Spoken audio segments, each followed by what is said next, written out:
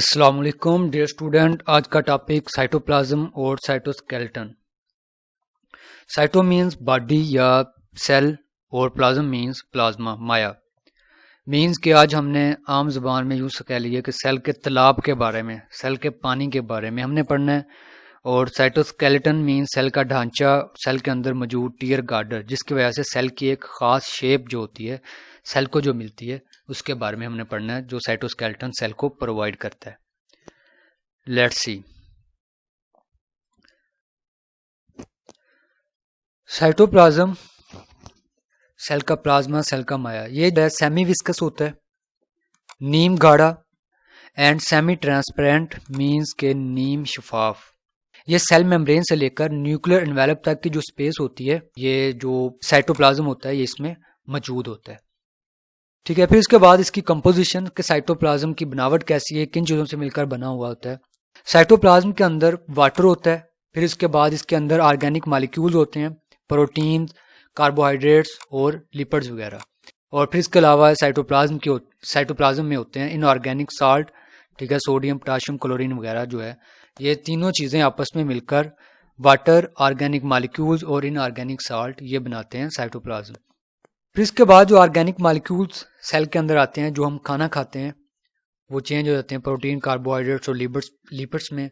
और वे यही जो है मॉलिक्यूल्स जाते हैं हमारे सेल के अंदर, और सेल के अंदर ये मुख्तलिफ काम जो है ये परफॉर्म करते हैं। जिस तरह प्रोटीन जो है ये सेल मेम्ब्रेन बनाने के लिए, फिर इसके बाद न्यूक्लियर मेम्ब्रेन, और फिर इसके बाद प्रोटीन वगैरह, राइबोसोम वगैरह बनाने के लिए इस्तेमाल होती है। कार्बोहाइड्रेट्स एनर्जी देने के लिए, और फिर इसके बाद इनऑर्गेनिक साल्ट जो है इसकी मदद से सेल के अंदर चीज़ें मूव करती हैं, या सेल से बाहर जो है वो चीज़ें मूव करती हैं, उनके ऊपर असरअंदाज होते हैं इनऑर्गेनिक साल्ट जो है। ये थी इसकी कंपोजिशन। नेक्स्ट है इस किरदार इसका साइटोप्लाज्म का सेल के अंदर क्या रोल प्ले करता है। साइटोप्लाज्म जो है ये सेल ऑर्गेनेल्स को जगह देता है अपना प्रॉपर फंक्शन परफॉर्म करने के लिए।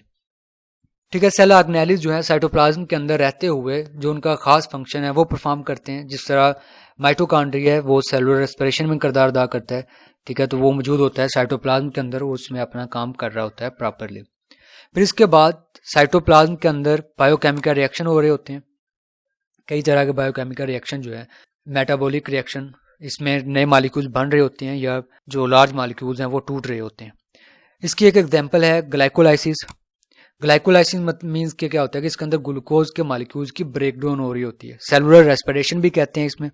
और ग्लाइकोलाइसिस से सेल को एनर्जी मिलती है अपने जो कोई भी फंक्शन है उसको परफॉर्म करने के लिए। ठीक है, तो जो ये ग्लाइकोलाइसिस का प्रोसेस है, जो ये बायोकेमिकल रिएक्शन है, ये होता है साइटोप्लाज्म के अंदर। और फिर इसके अलावा साइटोप्लाज्म जो है ये सेल ऑर्गेनेल्स को आपस में टकराने से उनके दरमियान होने वाली फ्रिक्शन को ये रोकता है साइटोप्लाज्म। ठीक है, इस तरह जो है ये बड़े इंपॉर्टेंट फंक्शन परफॉर्म करता है। ठीक है, ये बाहर वाली बाउंड्री है, ये सेल मेम्ब्रेन है, और ये है न्यूक्लियर मेम्ब्रेन। ठीक है, और इनके दरमियान ये स्पेस मौजूद है, लाइट पिंक कलर जो है इसमें नज़र आ रहा है, ये एक्चुअली जो है ये साइटोप्लाज्म है सारा का सारा सेल के अंदर। और इसी के अंदर ये दर्जनों जो है सेल ऑर्गेनेल्स ये मौजूद होते हैं, और इसी के अंदर बायोकेमिकल रिएक्शन जो है वो हो रहा होता है, और इसी के अंदर इंपॉर्टेंट जो बायोमॉलिक्यूल्स हैं वो मौजूद होते हैं जो इस सेल को फंक्शन परफॉर्म करने के लिए ज़रूरी होते हैं।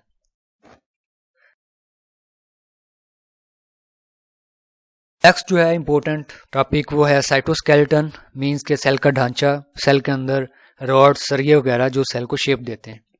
साइटोस्केलेटन ये नेटवर्क है माइक्रोफिलामेंट्स का और माइक्रोट्यूब्यूल्स का।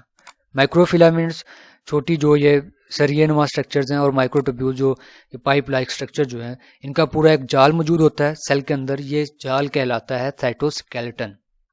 ठीक है, फिर इसके बाद माइक्रोट्यूब्यूल्स ये क्या होते हैं। माइक्रोट्यूब्यूल्स ये प्रोटीन के बने होते हैं, ठीक है, ये इसकी बनावट है, ट्यूबुलिन प्रोटीन। और फिर इसके अलावा ये सेल को ख़ास शेप देते हैं, इनकी वजह से सेल को अपनी जो ख़ास शेप है उसी में ही रहता है, उसकी शेप जो है वो चेंज नहीं होती। और फिर इसके अलावा जो माइक्रोट्यूब्यूल्स हैं, ये वाले जो स्ट्रक्चर्स हैं, ये सीलिया बनाने में और फ्लैजेला बनाने में मदद करते हैं। ठीक है, ये सीलिया और फ्लैजेला के अहम जुज़ हैं। फ्लैजेला जो है ये बैक्टीरिया की बॉडी के ऊपर एक thread like, long thread like structure मौजूद होता है, ये थ्रेड लाइक स्ट्रक्चर कहलाता है फ्लैजेला, और इसी की मदद से जो है बैक्टीरिया मूव करता है। ठीक है, ये था फ्लैजेला, और ये बने होते हैं माइक्रोट्यूब्यूल से। फिर इसके बाद सीलिया जो होते हैं ये फ्लैजेला से छोटे होते हैं, ये पूरी बॉडी के ऊपर मौजूद होते हैं ऑर्गेनिज्म के। पैरामीशियम एक यूनिसेलुलर ऑर्गेनिज्म है, इसकी बॉडी के ऊपर मौजूद होते हैं। इनकी मदद से, इन सीलिया की मदद से जो ऑर्गेनिज्म है वो मूव करता है, ठीक है। तो ये सीलिया और फ्लैजेला बने होते हैं माइक्रोट्यूब्यूल्स के, ठीक है। ये एमसीक्यूज में भी आता है कि माइक्रोट्यूब्यूल्स किसके बने होते हैं, ट्यूबुलिन प्रोटीन के। और फ्लैजेला और सीलिया के अंदर क्या होते हैं, माइक्रोट्यूब्यूल्स या फिलामेंट्स, माइक्रोफिलामेंट्स, ये एमसीक्यूज में भी आता है। और फिर इसके बाद है माइक्रोफिलामेंट्स। माइक्रोफिलामेंट्स ये थिन होते हैं एज कम्पेयर टू माइक्रोट्यूब्यूल्स, और इनके अंदर मौजूद होती है एक्टिन प्रोटीन। मीन्स के एक्टिन प्रोटीन जो है माइक्रोफिलामेंट्स को बनाती है। इनका काम क्या है, रोल क्या है, ये सेल को शेप चेंज करने में मदद देते हैं, ठीक है। जब सेल ने डिवाइड होना होता है, माइटोसिस और मियोसिस का प्रोसेस हो रहा होता है, तो उस दौरान सेल को अपनी शेप करने की जरूरत महसूस होती है, तो उस जरूरत को पूरा करते हैं माइक्रोफिलामेंट्स, ठीक है। इसमें माइक्रोट्यूब्यूल्स और माइक्रोफिलामेंट्स में डिफरेंस भी आता है, ठीक है। ये है सेल के अंदर माइक्रोट्यूब्यूल्स, और फिर इसके बाद ये जाल है माइक्रोफिलामेंट्स का, और इनकी मदद से सेल जो है, उस सेल की जो खास शेप होती है वो बरकरार रहती है,